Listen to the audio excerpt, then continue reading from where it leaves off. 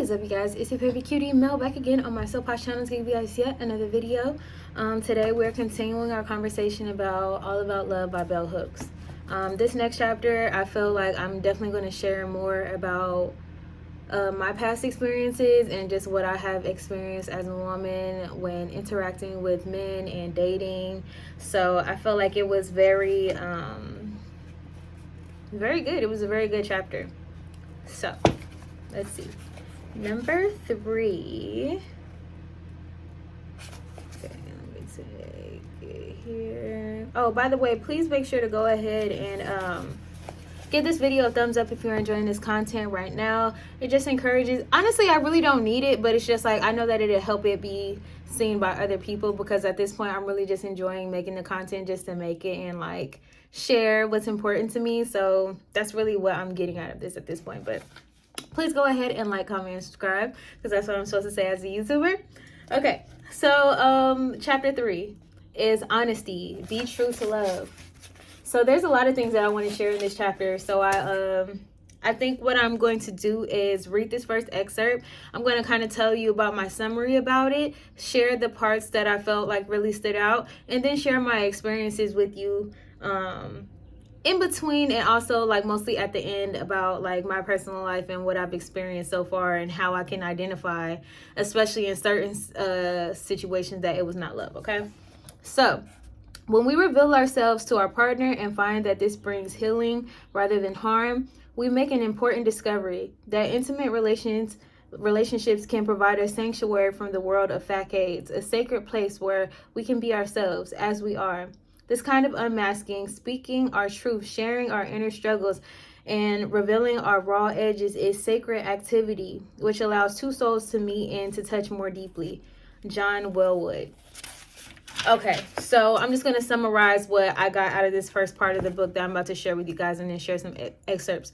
So it goes into detail about, going back into childhood. I really like how this book really does like address things in a very succinct way, and it kind of really just builds on each chapter. So we were talking a lot about childhood in chapter 2, and she talks about how both men and women are socialized in different ways to basically lie. So men, because of the patriarchy and just society, men are taught early to not show their feelings, like to not really express their feelings in a way that they feel like is weak, crying in front of other kids, other people, other boys and men specifically, and how they're basically taught to put on this performance of like, not expressing their emotions. And how women are socialized in most cases to lie is to lie to make other people feel comfortable, lie to make other people feel good. It's about this whole needing to be, I'm not going to say perfect, but we lie to ourselves about the things that we're actually feeling, and we lie to men sometimes to make them feel good, or just people in general, because that's just how we're socialized as kids. So let's hop into it. She said, women are encouraged by sexist socialization to pretend and manipulate, to lie as a way to please. So that's basically what I was just talking to you guys about. It says, when many of us are asked basic questions like, how are you today? A lie is substituted for the truth. So this is very true. In most everyday conversations, people do expect you to lie. If you're having a really bad day and everything is going wrong with you, how many times have you looked at someone crazy if you asked them how they were doing and they went ahead and really told you like, oh yeah, by the way, my husband just left me and I can't pay my rent and da da da. It's almost unnatural and unnormal in our society, especially because it's just like we expect you to say, oh, I'm doing okay. Or even if things are going really bad, we expect people to kind of sugarcoat and say like, oh, I'm going to be all right. I'm having a tough time, but nothing too deep. It's expected for us to lie or make light of like how we are really feeling and things that are going on with us. Okay, the next thing that I highlighted was how many of us can vividly recall childhood moments where we courageously practice the honesty that we have been taught to value by our parents, only to find that they did not really mean for us to tell the truth all the time. Children are punished in circumstances where they respond with honesty to a question posed by an adult authority figure. It is impressed on our consciousness early on then that telling the truth will cause pain. And so they learn that lying is a way to avoid being hurt and hurting others. So this is just going back to like where it all even stems from. Like, you know, before it becomes about being a male or a female in this world and how those different identities are socially expected to act, it really just goes down to honesty in general is something that a lot of people say that they want, say that they value, but when we're told the truth is not something that we want to hear, then, you know, we almost would rather you lie, you know. And I know I have experienced this. I'm just going to share the story. I'm going to probably touch back on it later because there's another passage that actually like really gets me into it. But I remember when I was dating this guy, right, and we were having like a card game. One thing I actually really liked about this guy, which is it's kind of weird because it's like he was definitely a liar by omission. He did a lot of lying, but he also was very truthful at the same time with the things that he did disclose to me. Like a lot of the things that I wanted to hear, he wasn't saying things because I wanted to hear it. He was genuinely telling me the truth, which is also what made me feel like I could trust this person. But I remember one time we were playing a card game, one of those card games that you get like off Amazon to play with your partner on date night or whatever, and it was a question about like what someone wanted, like are you looking for a long-term serious relationship. He turned around and told me like basically no. I didn't want to hear that. So I was so upset with him. Like I was so upset with him that it ruined the whole night. And I basically, if it wasn't that same day, that same week, like I broke up with him, which I should have just stuck with, because truthfully, if I'm looking for someone who wants to be in a long-term relationship, I was right to, you know, remove myself. But it just goes to show that sometimes we don't actually want honesty. We would rather someone lie to us based upon what we want to hear. We would rather, like in that situation, I might have rather at the moment for him to tell me, hey, actually, I'm looking for everything that you're looking for. I want to get married. I want to do this. I want to do that. And he didn't do that. And it took me by surprise. It shocked me. And then I was so upset with him. But I should have actually valued the fact that he told me the truth, because I feel like subsequently, like later on in our relationship, I feel like that moment specifically, and maybe even other moments, but I know specifically that moment, maybe that hindered him from wanting to tell the truth going forward, because he saw how I reacted when I was hurt by what was said. And in this book, it also talks about how a lot of men and boys lie to avoid hurting people's feelings. And I feel like that was just a good example to share with you guys. So let me go on. There's a lot of stuff about, you know, us as a kids and just like how the patriarchy forms the views and the way that we act, both with boys and girls and stuff like that. But I kind of wanted to talk more about how it affects us as adults, because I know a lot of the people who are watching this video are adults. Okay, so let's go forward. But needless to say, obviously what you learn in childhood is going to carry into the actions of how you act as an adult. Okay, patriarchal masculinity requires boys and men not only to see themselves as more powerful and superior to women, but that they do whatever it takes to maintain their controlling position. I wanted to highlight this because that has been my problem with so many relationships, and why I felt like it hadn't worked out, because I know the kind of person that I am. I'm very like headstrong about my goals. I'm very like driven by passion and desire and achievement in my life. At least I have been, like, especially in my younger years. I always had like things that I'm doing, things that I'm building. And I noticed, like maybe like a year or two ago, maybe like a year and a half ago, that looking back on a lot of my relationships, it didn't work out because at some level my male counterpart was threatened by the fact that I had my own identity and I didn't need to shrink myself for him, because I don't know. I guess I just didn't get that memo as a girl, even though a lot of us do. A lot of women are taught either by seeing the women in their lives do it, or by just directly being told that basically being too successful or being too driven is going to be threatening to men. But either I got the message and I didn't care, or I just didn't get the memo, period. So it's just like I never felt the need to try to make myself smaller in a relationship to make the man that I'm with feel good, because in my mind I always just know that whether this works out or not, I'm going to have to live with myself and be proud of myself and how I conduct myself in my life and the things that I achieve, because there's no guarantee that even if you are with someone that is going to work out long term. So it's just like I live my life like this is my only life. So if I want something, I should put my all into it, and I should put my best foot forward, and I shouldn't just act like I don't have dreams of my own because there's a man in my life that also has dreams, and I should just only focus on what he's doing. I'm often very driven by my own things, and I find that that's what attracts men to me initially, because I do have my own thing going on.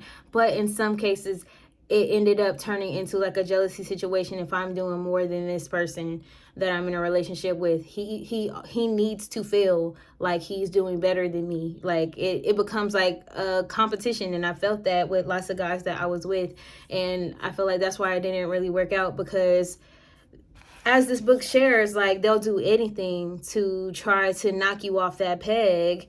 And this doesn't have to be men or women specific, but it's just like in my experience as a woman, I feel like that is why guys do a lot of stuff to try to like make you feel crazy or knock you off your game or start cheating or start lying to you, manipulating you, because that eats at your self-confidence. It eats at like your ability to trust yourself and things like that. And those are things that you need in order to move with confidence in life and to achieve the things that you want to achieve and to do well, you know, even if that's doing better than him at the time.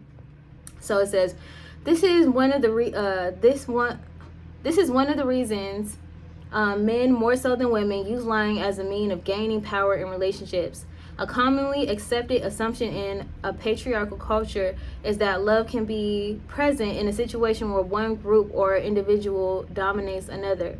Many people believe men can dominate women and children yet still be loving. Psychoanalyst Carl Jung insightfully emphasized the truism that where the will to power is paramount, love will be lacking. Let me just make sure I said that again. Where the will to power is paramount, love will be lacking. Talk to any group of women about their relationships with men, no matter their race or class. You will hear stories about the will to power, about the way men use lying, and includes withholding information as a way to control and subordinate. So, like I just shared, it's very true. And I've experienced it in multiple relationships, because this is how men are taught, like, that they can gain power over women and how they can appear more manly to other men. Then I also went to highlight this part. It says, early on in the feminist movement, women insisted that men had the upper hand because they usually controlled the finances. Now that women's earning power has greatly increased, though it is not on par with men's, and women are more economically independent, men who want to maintain dominance must deploy subtler strategies to colonize and disempower them. Even the wealthiest professional women can be brought down by being in a relationship where she longs to be loved and is consistently lied to. Lying and other forms of betrayal will most likely shatter her self-confidence and self-esteem.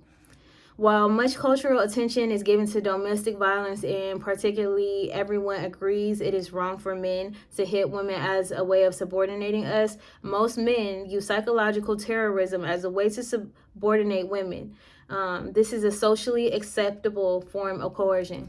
You can find this in any red pill podcast.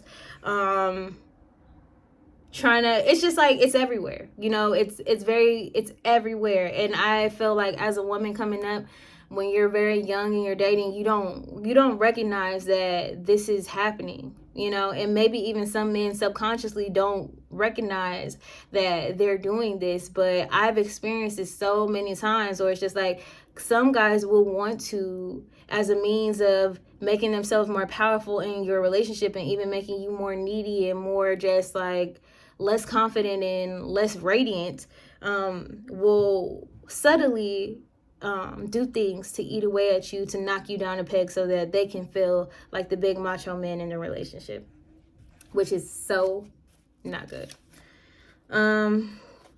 When men lie to women presenting a false self, the terrible price they pay to maintain the power over us is the loss of their capacity to give and receive love. Trust is the foundation of intimacy. When lies erode trust, genuine connection cannot take place. While men who dominate others can and do experience ongoing care, they place a barrier between themselves and the experience of love.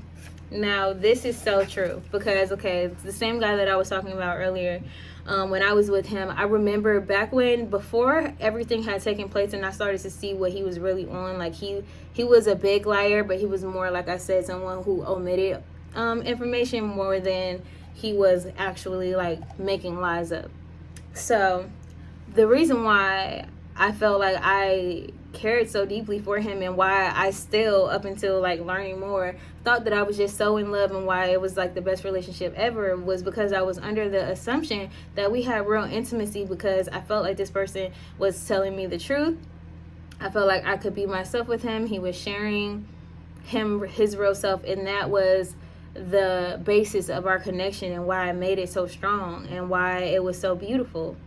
And then as trust started to dissipate quickly, we no longer could ever really be on the page that we were. And it's because the trust was broken, because there can be no love where there is no trust. Where there's not clear communication, where there's not clear intention, there's no safe place to rest with the person. So it's almost like if you can't trust someone, it's really true that you just shouldn't be with them, because if you can't have trust, you can't have anything. All right, let's continue. In The End of Manhood, Stoltenberg continually emphasizes that men can honor their own selfhood only through loving justice. He asserts, justice between people is perhaps the most important connection people can have. Okay, and what he means by justice is basically like, you have to be your own person at some point.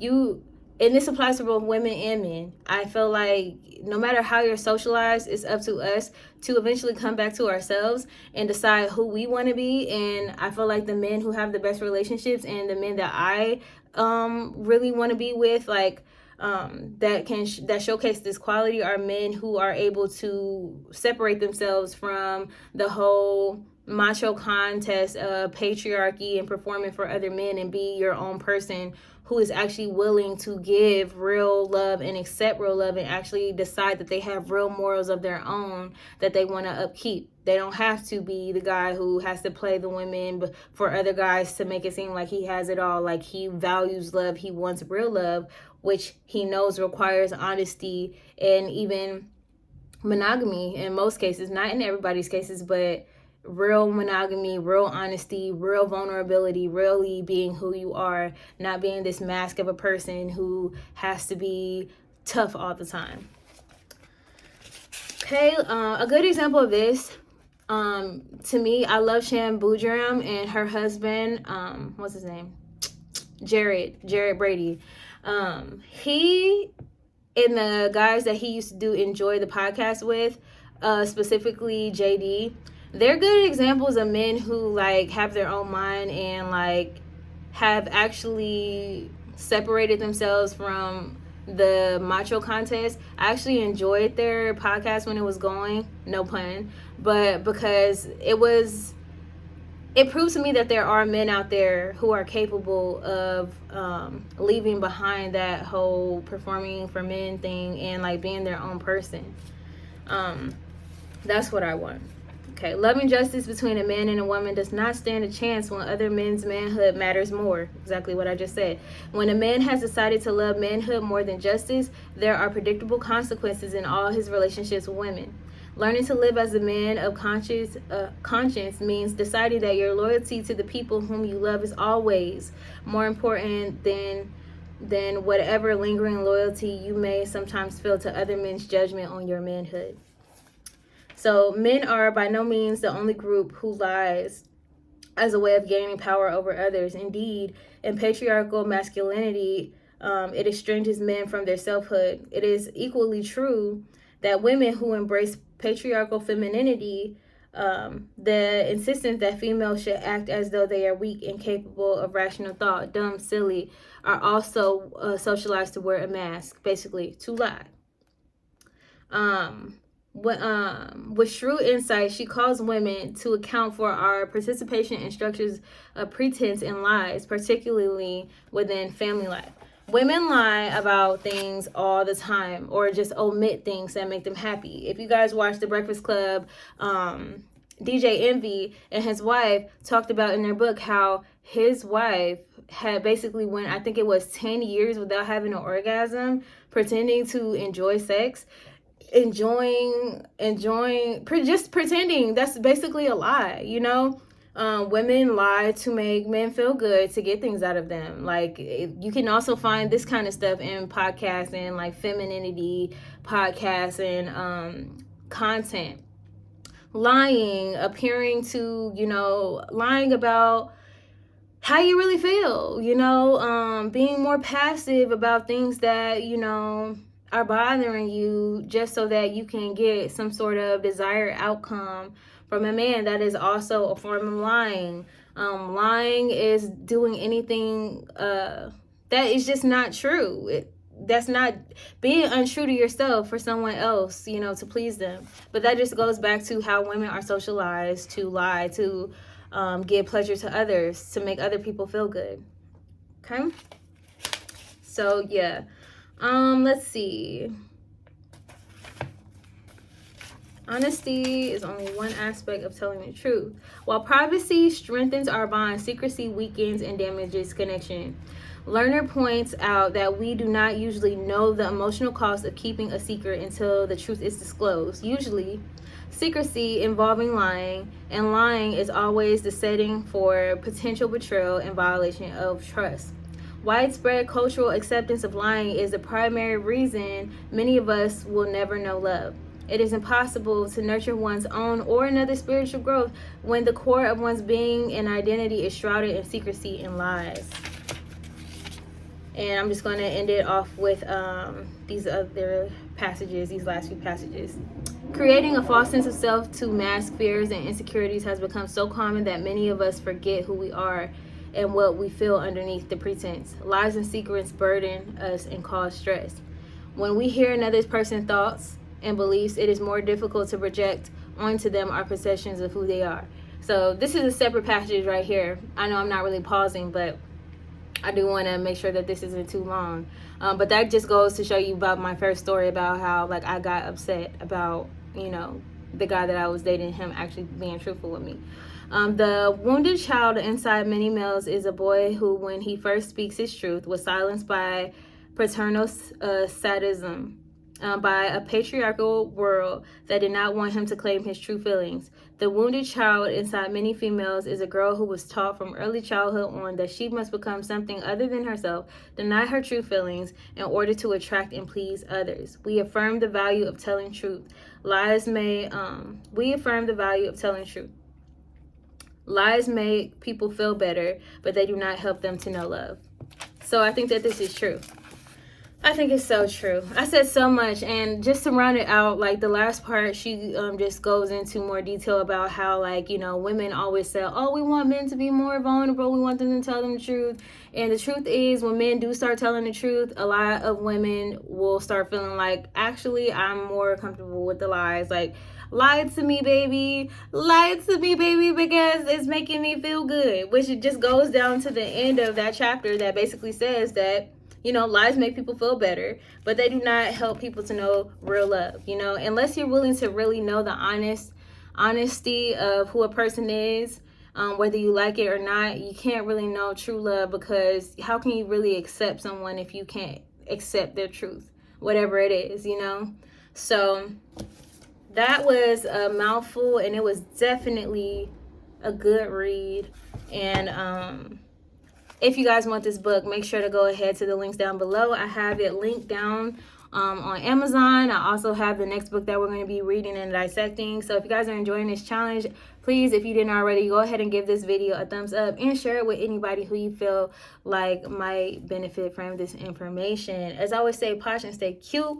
Make sure that you get your Be My Lover bracelets from me. Link is down below. And also check out my project Be My Lover on all streaming platforms. The link is also down below. Love you guys. Mwah.